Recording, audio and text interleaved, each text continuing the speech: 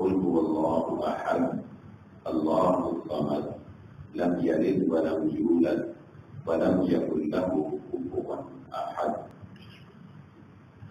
قابل عزت احترام محترم تعمیل کرام، ہر قسم کی تعریفات اس خالق مالک ارض و سماوات کے لیے، اور لاکھوں کروڑوں درود السلام آپ محمد مصطفیٰ صلی اللہ علیہ وآلہ وسلم کی ذات اقدس پر۔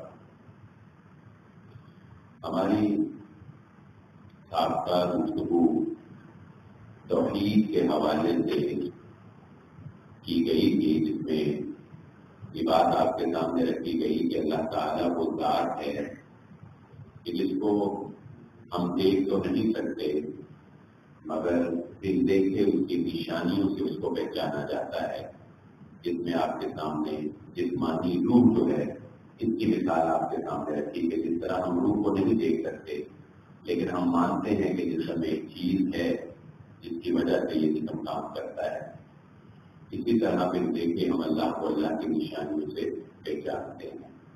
اور اسی طرح اللہ تعالیٰ کی ذات کے بارے میں یہ بات آپ کے سامنے رکھی کہ وہ عرش کے اوپر ہے، پھر آپ کے سامنے یہ بات رکھی کہ فیصلے کرنے والی ذات اللہ کی ہے۔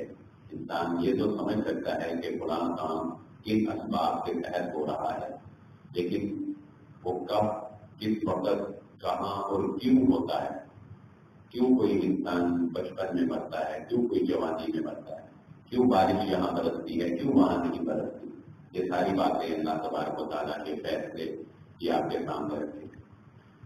پھر اللہ کی ربوبیت کے دلائل، مکھی میں شہد اور شہد رکھ دینا، دودھ کو گوبر اور خون کے درمیان سے نکالنا، دو دریاؤں کو برابر چلا دینا، سورج، چاند، ستارے، یہ ربوبیت کے دلائل آپ کے سامنے رکھے۔ اور پھر یہ بات رکھی کہ جب رب وہ ہے تو پھر الہ بھی اللہ کی ذات ہے۔ اللہ تعالیٰ کی ذات کے بارے میں یاد رکھیے، جس طرح ہمارا تقدیر ہے، تقدیر کے بارے میں ہمیں ایک لمٹ دے دی گئی ہے کہ اے انسانوں اس سے آگے سوچنے کی کوشش نہ کرو۔ کیوں؟ ایسا نہیں ہے کہ اس سے آگے جو بڑے راز چھپے ہوئے ہیں کہ جو تمہیں پتہ لگ جائیں گے، اس سے آگے اگر سوچنے کی کوشش کرو گے تو سمجھ نہیں پاؤ گے۔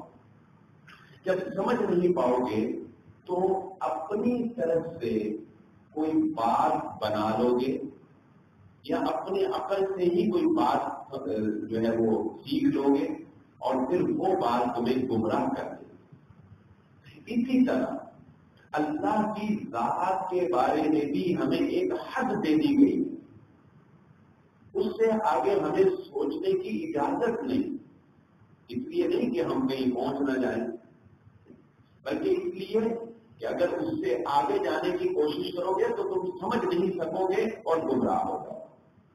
اور آپ مطالعہ کر کے دیکھیں تاریخ کا، جن لوگوں نے فلسفے کو شامل کیا دینی قرآن و حدیث کے ساتھ، یونان، آپ کو پتا ہے کہ فلسفہ میں پھر یونان کا نام کرے کری، انہوں نے اللہ کی ذات کے بارے میں عجیب و غریب عقائد، کسی نے اللہ کی صفات کا انکار کر دیا، کسی نے کہہ دیا سب کچھ ہی تقدیر ہے، کسی نے کہا تقدیر ہے ہی کچھ نہیں، کسی نے کچھ، کسی نے کہا ہر چیز میں اللہ ایک وحدت الوجود کا جو عقیدہ ہے، عقید و وجود کہتے ہیں ہر چیز میں اللہ ہے، یہ کسی نے کہا یہ کائنات اللہ ہی نعوذ باللہ کائنات کے روپ میں آ گیا۔ عجیب و غریب مثالیں دیتے ہیں کہ اصل پانی ہی ہے، پانی ہی ہے، برف بن گیا وہ بھی پانی ہے، بھاپ بن کے بادل بن گئے وہ بھی پانی ہے، اسی طرح اللہ کی ذات ہے۔ یعنی بڑی عجیب و غریب وہ بحثیں ہیں جو فلسفے میں کی گئی، جامعہ، قدریہ، جبریہ، یہ عقیدے گمراہ گروہوں کے، اس لیے یہ بات ذہن نشین رکھیں، اللہ تعالیٰ کی ذات وہ رحمان ذات ہے۔ بڑا پیارا جملہ کسی نے یہ کہا ہے اور اس کے بہت سے دلائل بھی ہیں، اور آپ نے سورۃ الفاتحہ کی تفسیر اگر آپ نے پڑھی ہو تو آپ کو پتا ہوگا کہ الحمدللہ رب العالمین الرحمن الرحیم کی تفسیر جو مفسرین نے لکھی کہ رحمان اور رحیم میں کیا فرق ہے، وہ یہی ہے کہ اللہ اس کائنات میں ہر ایک کے لیے رحمان ہے، چاہے کوئی کافر ہے، چاہے کوئی مجوسی ہے، چاہے کوئی ہندو ہے، چاہے کوئی فرعون ہے، اللہ اس کے لیے بھی رحمان ہے۔ کیوں؟ کیسے؟ وہ ایسے کہ وہ ناراض بھی ہو اپنے بندے سے، اللہ ناراض بھی ہو، بندہ اس کا نافرمان بھی ہو، تب بھی اللہ اسے دنیا کی نعمتوں سے نوازتا ہے۔ روٹی اسے ضرور ملتی ہے، یہ ہاتھ پاؤں آنکھیں کان ناک ایسا نہیں ہے کہ اگر کوئی انسان قتل کر دے تو اس کے ہاتھ کام کرنا چھوڑ دے، جن ہاتھوں سے اس نے قتل کیے ہاتھ کام کرنا چھوڑ دے۔ اللہ کی بہت بڑی نافرمانی کی، ایسا تو نہیں ہوتا نا، کوئی سجدہ نہیں، کوئی نماز نہیں پڑھتا تو ایسا نہیں ہوتا کہ اب اللہ کے اس کو جھکنے ہی نہیں دینا، لہٰذا اس کی کمر سیدھی کر دو، یہ جھک ہی نہیں سکتا کیونکہ اس نے میرے جا کے سجدہ نہیں کیا، نماز نہیں پڑھی۔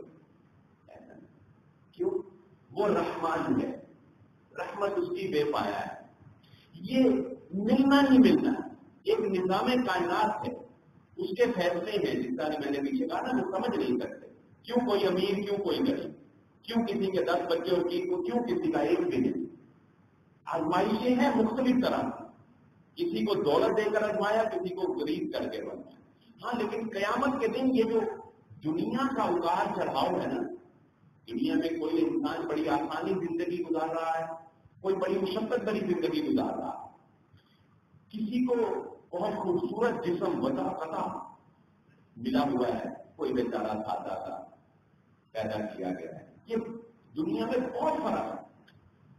لیکن یہ فرق، یہ ڈفرنس جو ہے، یہ ایسے ہی نہیں کہ اگر ایک انسان نے بڑی مشکل میں زندگی گزاری ہے اور ایک نے بڑی آسانی میں، تو کیا یہ دونوں ایک ہی جیسے فیصلے کیے جائیں گے؟ یہ فرق اللہ رب العزت مالک یوم الدین قیامت کے دن نکال دے گا۔ یہ جو دنیا کا فرق ہے، دنیا کی مصیبتیں، تنیاں، ظالم، مظلوم، یہ فرق یہ قیامت کے دن نکل جائے گا۔ کیسے نکل جائے گا؟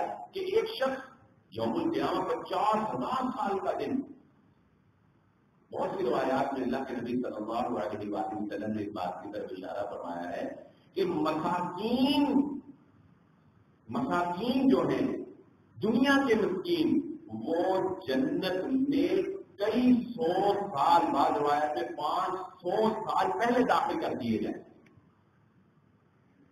آپ کو اندازہ لگا سکتے ہیں، یعنی زندگی میں، دنیا کی زندگی میں تو 70 سال صرف اس نے، دو آدمی ہیں مثال کے طور پہ، دونوں کی عمر 70 سال ہے، ایک نے بڑی تکلیف میں زندگی گزاری، ایک نے بڑی آسانی میں زندگی گزاری، تھے دونوں ہی نیک، تھے دونوں ہی فرما بردار، لیکن یہ اے سی میں سوتا تھا اور اس کو رات کو کھٹمل تنگ کرتے، اس کو مچھر نہیں سونے دیتا۔ اب بتائیں گے کوئی فرق ہے کہ نہیں ہے نا یہ فرق؟ کیوں ہے؟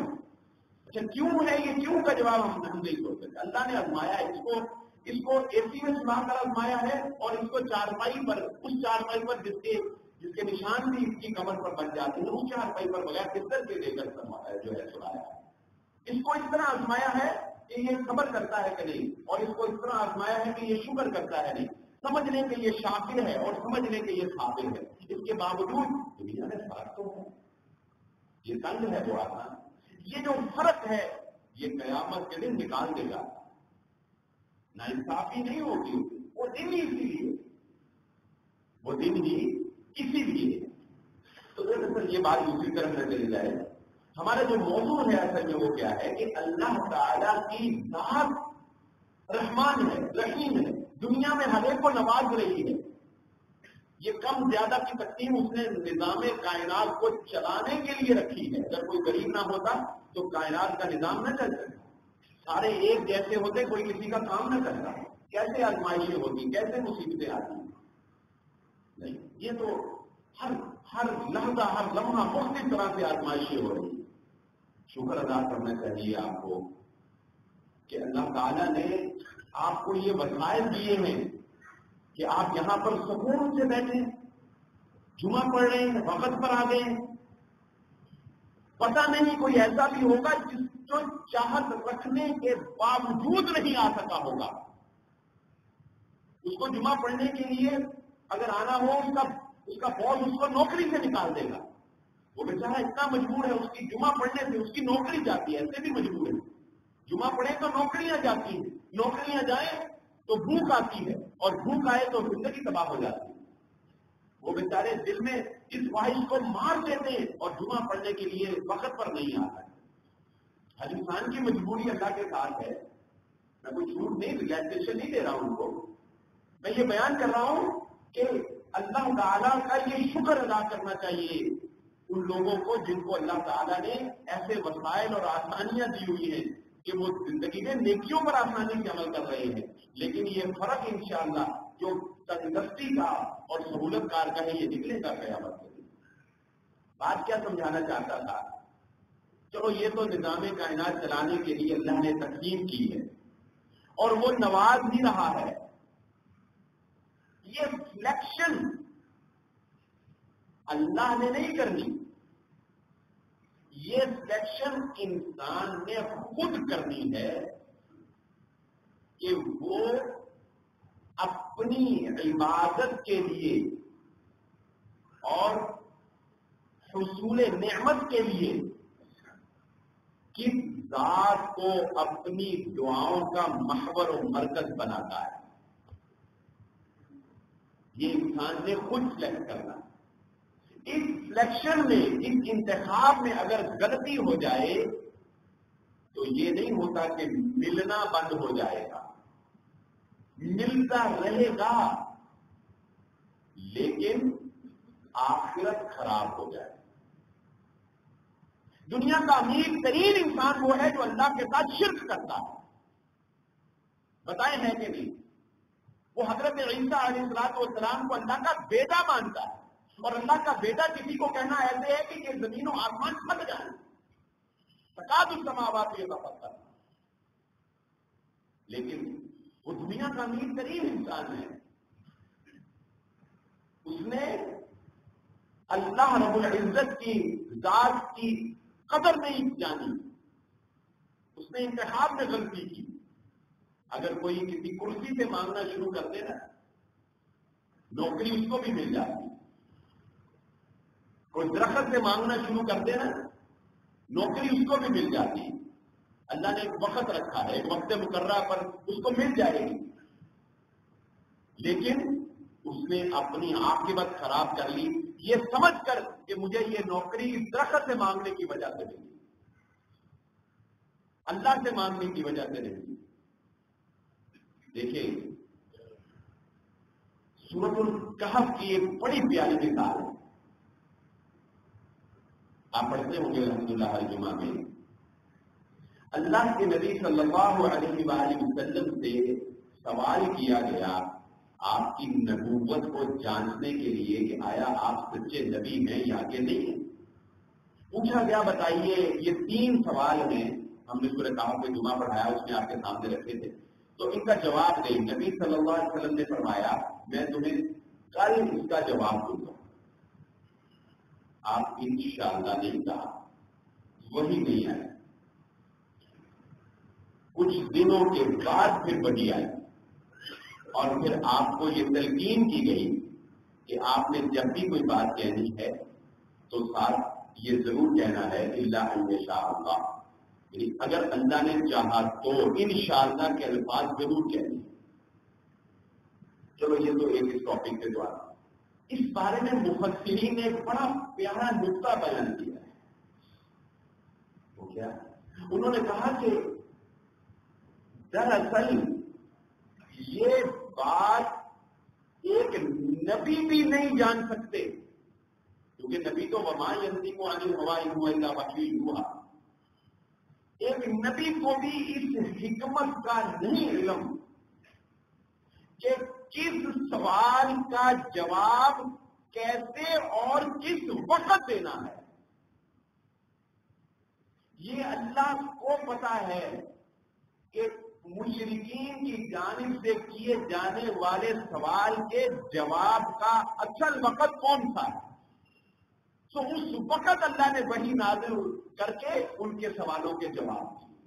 نبی نے تو اپنے طور سے کہہ دیا کہ کل وحی پر اعتماد کرتے ہوئے سچے نبی تھے, یہ کوئی غلطی نہیں کی بات, خاص جو ایک اعلیٰ مقام و مرتبہ رکھنے والے ہیں ان کا مقام اعلیٰ، ان کے اعمال بھی اعلیٰ. لیکن نبی نے صلی اللہ علیہ وسلم نے اعتماد کرتے ہوئے کل کا کہتے، لیکن اللہ کو پتا تھا ان سوالوں کے جواب کل نہیں دینے، اتنی دیر بعد دینے ہیں، اتنی دیر بعد وہی نہ دے. یہ اللہ کو پتا ہے کس انسان کو کب کیسے کس طرح نوازنا ہے. مانگ مانگ تھک جاؤ، لیکن ملے گا تب ہی جب اللہ کو پتا ہے کہ اب دینا ہے. اس طرح کسی سے بھی مانگنا شروع کرو، کسی نیک کے پاس چلے جاؤ، کسی بابے کے پاس چلے جاؤ، کسی قبر پہ چلے جاؤ، کسی درخت پہ چلے جاؤ مانگی اسی سے مانگی جاؤ.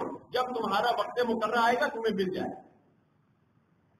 اس لیے یاد رکھ لیجیے یہ بات، پھسلنا نہیں، کبھی نہیں پھسلنا. جب بھی مانگنا ہے صرف اللہ سے مانگ مانگ کے تھکنا نہیں، کسی اور در پہ نہیں چلے جانا، کسی اور طرف دل میں خیال نہ آ جائے کہ چلو ادھر سے بھی لے کر دیکھ لیتے ہیں، چلو ادھر بھی کچھ کر کے دیکھ لیتے. حضرت عمر بن خطاب رضی اللہ تعالیٰ، آپ جانتے ہیں کہ وہ بیعت رضوان ایک درخت کے سائے میں ہوئی تھی. بیعت رضوان ایک درخت کے سائے میں ہوئی جس میں صحابہ نے اللہ کے نبی صلی اللہ علیہ وسلم کے ہاتھ پر ہاتھ رکھ کے بیعت کی کہ حضرت عثمان غنی رضی اللہ تعالیٰ عنہ کے ساتھ لے کر جائیں گے. بچہ بہت بڑی بیعت ہوئی کہ اس میں شرکت کرنے والوں کے لیے بڑی نوید سنائی گئی. لوگوں نے اس درخت سے برکت حاصل کرنا شروع کر دی. بعض روایات میں آتا ہے نوافل ادا کرنا شروع کر دیے. وہاں پر حضرت عمر بن خطاب رضی اللہ تعالیٰ عنہ نے وہ درخت کٹوا دی، اس چیز کا وجود ختم کر دیا. کہ اس لیے کہ کہیں لوگ یہ نہ سمجھنے لگ جائیں کہ بیعت رضوان کی جو فضیلت ہے وہ اس درخت کی چھاؤں کی وجہ سے حاصل ہوئی. لوگ ہیں نا کچھ بھی سوچ لیتے ہیں، کچھ بھی. لوگوں نے آہستہ آہستہ یہ ذہن بنانا شروع کر دینا تھا کہ شاید اس درخت میں کوئی ایسی خاص بات ہے کہ اس کے سائے میں اللہ کے نبی صلی اللہ علیہ وسلم نے کھڑے ہو کر بیعت کی اور وہ بیعت رضوان اتنی مقبولیت اللہ کے ہاں پا گئی، لہٰذا اس درخت سے ہی کچھ حاصل کرنا شروع کر دو. وہ درخت کٹوا دی. نبی صلی اللہ علیہ وآلہ وسلم کے بعد تشریف لائے حضرت عمر رضی اللہ تعالیٰ عنہ. آ کر کہنے لگے اللہ کے نبی صلی اللہ علیہ وسلم، بوانا نامی ایک جگہ ہے، میں نے نظر مانی تھی کہ وہاں پر جا کے میں جانور ذبح کروں گا. اب آپ دیکھیں کہ شرک سے بچنے کے لیے اسلام کی احتیاط ہے. اللہ کے نبی صلی اللہ علیہ وسلم نے فرمایا کہ پتہ کر لو اس جگہ پر جاہلیت میں اسلام اب قائم ہو چکا ہے، لیکن جاہلیت میں بھی وہاں پر غیر اللہ کے نام پر جانور نہ ذبح کیے جاتے ہو، کہیں ایسا نہ ہو پھر وہاں جا کر یہ اپنی نظر پوری کرتے. کیوں؟ کیونکہ اگر وہاں جاہلیت کے زمانہ میں اللہ کے علاوہ کسی اور کے نام پر جانور ذبح کیے جاتے ہوں گے تو عمر رضی اللہ تعالیٰ کی نیت پر شک نہیں ہے، لیکن وہاں پر اب بھی اگر جانور ذبح کیا گیا دیکھنے والے یہی تاثر لیں گے کہ شاید یہ وہی کام دوبارہ شروع ہونے لگا. اور خدشہ ہے لوگوں کے ایمان سے کہ لوگ کہیں وہ کام دوبارہ نہ شروع کریں. بسا اوقات دین بڑا ہی معتدل، بڑا ہی حکمت سے بڑا ہو. بسا اوقات کچھ مسائل پر اللہ کے نبی صلی اللہ علیہ وآلہ وسلم نے اس لیے بھی عمل نہیں کیا کہ ان پر عمل کرنے کی وجہ سے یہ کمزور ایمان والے لوگ جو ہیں یہ پریشان ہو جائیں گے، ان کا ایمان اس تبدیلی کو قبول نہیں کر سکے گا. بس اوقات ایسا کرنا پڑ جاتا ہے کہ کمزور ایمان والے لوگ دین میں کسی جائز کام کی تبدیلی کو بھی قبول نہیں کرتے. جیسا کہ آپ جانتے ہیں بیت اللہ کی تعمیر میں جو باہر حتیم کا حصہ ہے یہ بھی دراصل بیت اللہ کے اندر ہی تھا، لیکن مشرکین کے پاس پیسے کم ہو گئے جو ان کی حلال کمائی تھی، تو انہوں نے پھر اتنا ہی بنا کر اور باقی وہ باؤنڈری وال بھی بنا دی اور انہوں نے بیت اللہ کا دروازہ جو ہے یہ اونچا رکھا تھا تاکہ اپنی مرضی کے لوگوں کو داخل کر سکے. اللہ کے نبی صلی اللہ علیہ وآلہ وسلم نے حضرت عائشہ صدیقہ رضی اللہ تعالیٰ عنہ کو فرمایا کہ عائشہ مجھے میرا دل چاہتا ہے کہ بیت اللہ کو اس کی پرانی بنیادوں پر تعمیر کر دوں، اس کی صحیح جو بنیادیں ہیں جو ابراہیم اور اسماعیل علیہ السلام نے تعمیر کی، میرا دل چاہتا ہے کہ اس کو اس کی پرانی بنیادوں پر دوبارہ گرا کر تعمیر کروں اور اس کا دروازہ جو اونچا ہے اس کو زمین کے برابر کر دوں. یہ جو مشرکین نے اپنی اجارہ داری قائم رکھنے کے لیے اوپر کیا تھا، میں چاہتا ہوں کہ اس کو زمین کے برابر کر دوں، لیکن تیری قوم اس کو قبول نہیں کر سکے. 9 مسلم شامل ہو گئے تھے، بڑے نئے قبائل، وہ یہ سوچیں گے بیت اللہ کو گرا دیا، بیت اللہ گرا دیا، بیت اللہ کی اللہ کے گھر کی نئی تعمیر شروع ہو گئی، وہ یہ دروازہ نیچے کیسے آ گیا. یعنی یہ ایک ایسا کام تھا کہ جو نئے مسلمان تھے وہ اس کام کو اتنی جلدی قبول نہیں کرتے. اللہ کے نبی صلی اللہ علیہ وسلم نے خواہش کا اظہار کیا لیکن کیا نہیں، خواہش کا اظہار کیا لیکن کیا نہیں. دین اتنا حکمتوں سے بھرا ہوا ہے، ہمارا دین اتنا حکمتوں سے بھرا ہوا ہے کہ کسی کو سمجھانے کے لیے اور کسی کے ایمان کے جانے کا اگر خدشہ ہو تو دین ایسے معاملات میں بھی انسان کو کہتا ہے کہ وہ خاموشی اختیار کر جائے.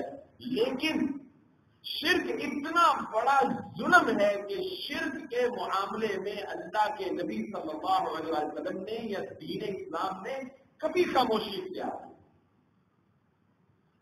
شرک کے معاملے میں کوئی کمپرومائز نہیں. یاد رکھیے یہ بات، ہم بھی کمپرومائز کے قائل ہیں، تعاون کے، بھائی چارے کے، چلو کچھ کم زیادہ ہو گیا، لیکن شرک پر آ کر اگر کوئی یہ کہتا ہے کہ محمد صلی اللہ علیہ وآلہ وسلم کیا جاتا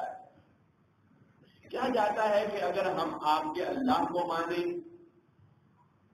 اور آپ صرف اللہ کو مانیں، لیکن چلو ساتھ ساتھ کچھ لات عزا منات کا حصہ بھی رکھیں، کچھ قل یا ایھا الکافرون لا اعبد ما تعبدون. وہاں پر کوئی کمپرومائز، وہاں پر اللہ کے نبی صلی اللہ علیہ وسلم یہ نہیں کہتے کہ چلو ٹھیک ہے اللہ کو بھی مان لیتے ہیں، اللہ کے ساتھ تم کچھ تمہاری بھی مان لیتے ہیں کہ چلو اس طرح تم ہمارے ساتھ اٹیچ تو رہو گے. وہاں پر آ کر دو لوگ کہا ہرگز میں اس کی عبادت نہیں کر سکتا جس کی تم عبادت کرتے ہو، تم نہیں عبادت کر سکتے اس کی جس کی میں عبادت کرتا ہوں. تمہیں تمہارا دین مبارک، مجھے میرا دین مبارک. ایک بڑا خدشہ ہے جس نے اکثر انسانوں کو اور بالخصوص مسلمانوں کو گمراہی کے راستے پر لگایا ہوا ہے. یاد رکھیں یہ بات، کوئی بھی شخص جب کوئی دلیل دیتا ہے نا، کوئی بھی شخص جب اپنے عمل کی دلیل دیتا ہے تو دلیل محتاج ہوتی ہے اس بات کی کہ اسے دیکھا جائے کہ آیا وہ دلیل ہے بھی یا کہ نہیں، دلیل ویلڈ بھی ہے یا نہیں، قابل قبول بھی ہے یا کہ نہیں. وہ دھوکہ کیا ہے؟ وہ دھوکہ وہ ہے جس کو مشرکین مکہ اپنے تلبیے میں استعمال کرتے ہیں. شرک کے بارے میں ایک غلط فہمی لوگوں کو ہوئی ہے، اور یہ غلط فہمی آج نہیں بہت پہلے لوگوں کو ہوئی. یہ وہ غلط فہمی ہے جس کو مشرکین مکہ اپنے تلبیہ میں استعمال کرتے ہیں. وہ کیا کہ اللہ اے اللہ تیرا کوئی شریک نہیں، اے اللہ تیرا کوئی شریک نہیں. یہ ہم نے بھی مانے, ساروں نے مانے, اللہ تیرا کوئی شریک نہیں مگر وہ جسے تم نے خود اپنا شریک بنا لیا. ابھی دلیل نہیں دی انہوں نے دعویٰ کیا ہے.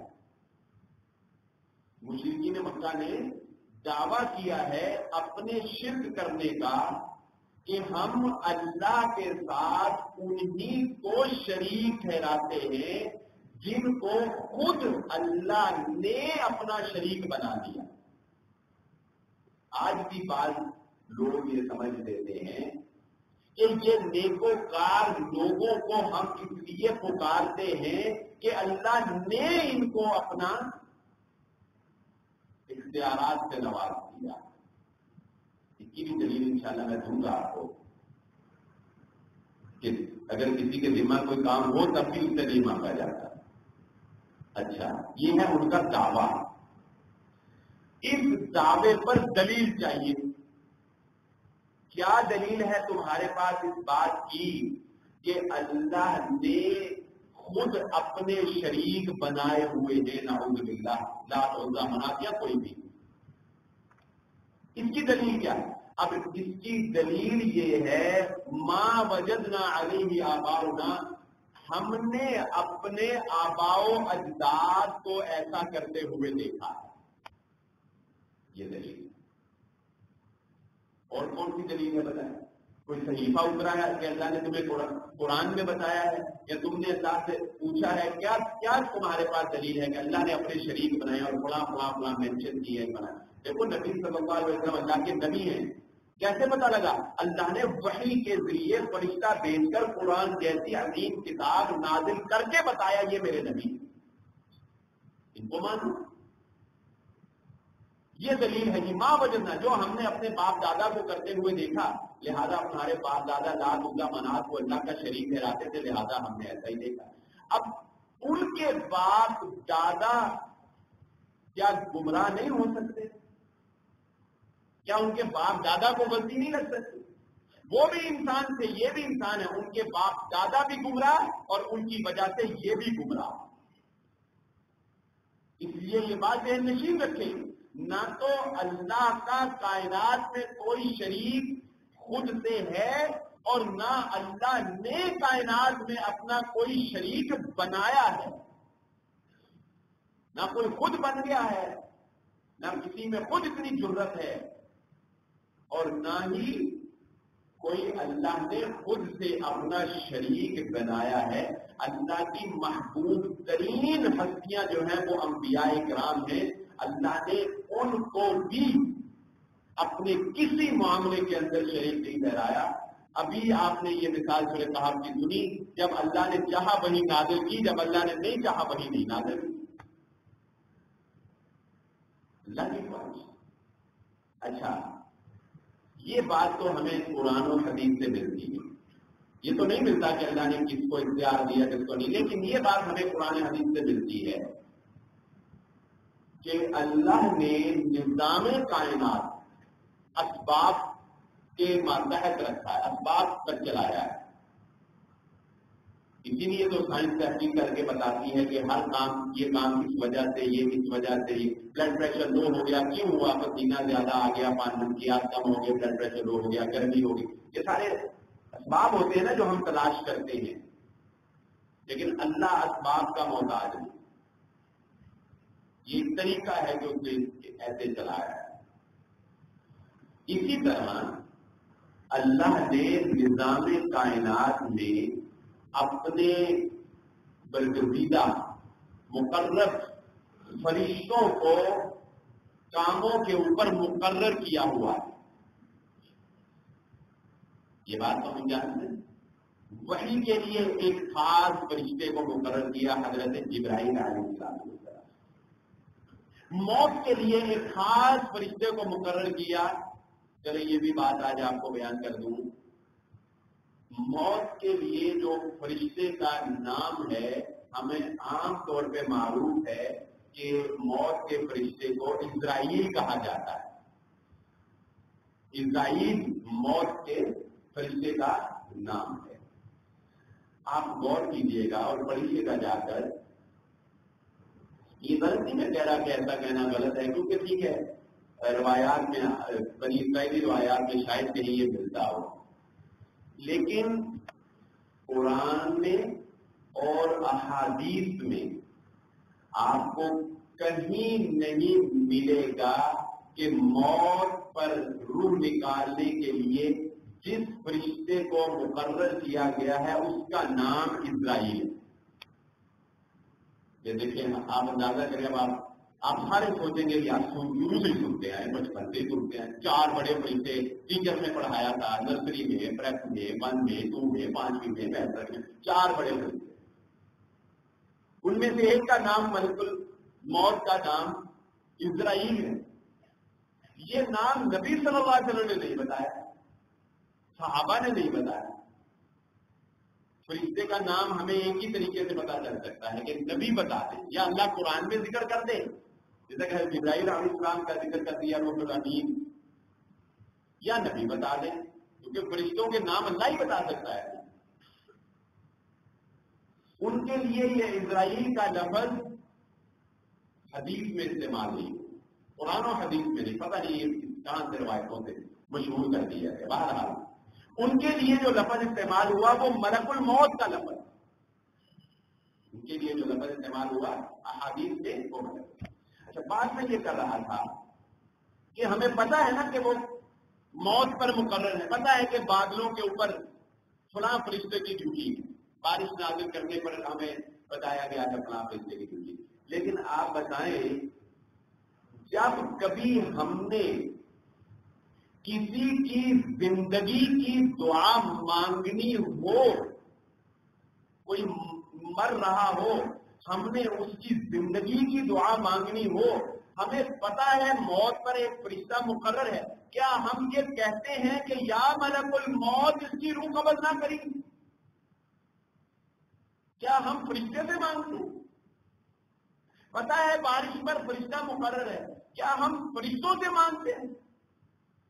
پتا بھی ہے، اللہ نے بتایا، نبی نے بتایا ہے کہ فرشتے مقرر ہیں کاموں کے اوپر، لیکن کاموں پر مقرر فرشتوں سے بھی ہم مانگتے نہیں ہیں. ہمیں مانگنے کی اجازت بھی نہیں، ہم مانگتے بھی نہیں، کیونکہ ہمیں پتا ہے ان کی بھی اپنی کوئی مرضی نہیں ہے، وہ تو صرف کام پر معمور ہیں، ان کو حکم دینے والی ذات اللہ کی ذات، ان کے پاس بھی کوئی اختیار نہیں ہے، وہ اپنی جانب سے فیصلہ نہیں کر سکتے.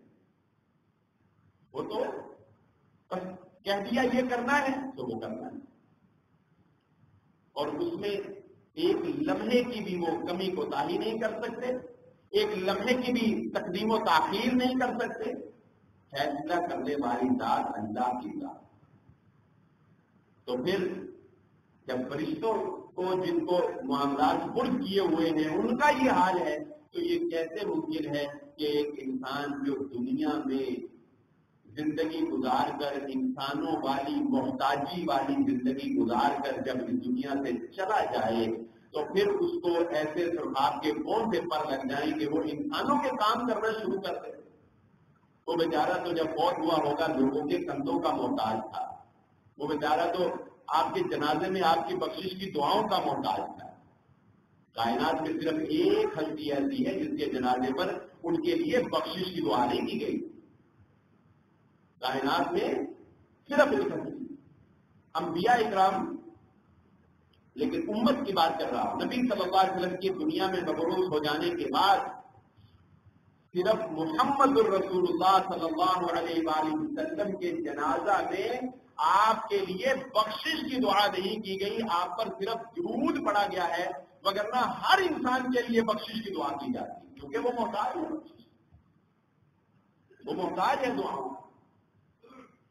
جو خود محتاج ہے، جو خود کچھ نہیں کر سکتا، وہ کسی دوسرے کے کیا کام آ سکتا ہے. یہاں پر ایک آخری بات کر کے بات ختم کرتے ہیں، وقت زیادہ نہ ہو جائے. حضرت ابراہیم علیہ السلام کی ذات جو ہے توحید میں اللہ نے کہا میرا بندہ ابراہیم حنیف یکسو.